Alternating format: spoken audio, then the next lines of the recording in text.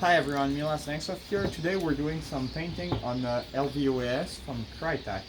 We'll be using rust oleum paint. It's camo paint, a green matte finish, like this right here. We're gonna do a second coat after this with some mesh and some darker paint. We're also gonna do the scope, which I've already masked off both ends and the numbers here. So this is also going to be part of our DMR setup. We're going to start by shaking up our paint and applying a thin layer of paint over the whole body of the replica.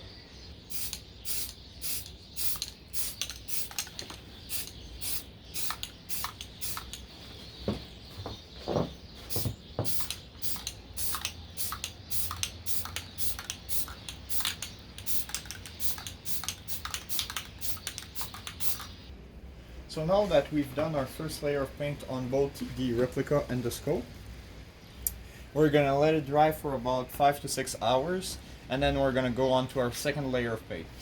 I'll see you guys then. So now we're on to the meshing part of things. I have this little mesh I cut up, and that's gonna be our stencil for the brown.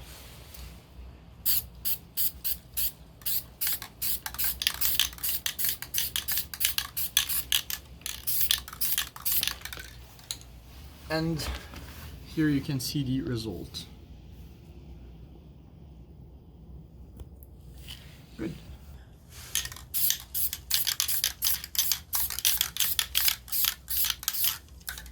Perfect. So here we have the final product with this little coating on there. And that's how it's gonna look at the end. I'm gonna reassemble it and show you guys the final gun. And here we have the finished product. I used the texturized paint and left out the markings in green, simply.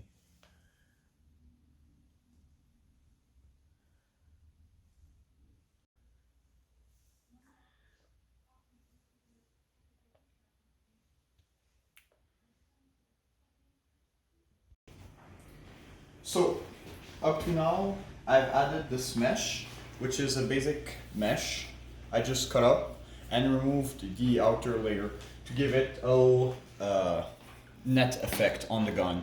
I've secured the mesh with tie wraps, like this. Those are green, dark green, high strength tie wraps. And I've cut some of them to give it a little grassy effects on the top. I've opened bolt holes for the windage and elevation buttons, and I've cleared the front of the scope so you could see through the scope. So this is going to be the complete build of my Krytac HPA lvoa-s.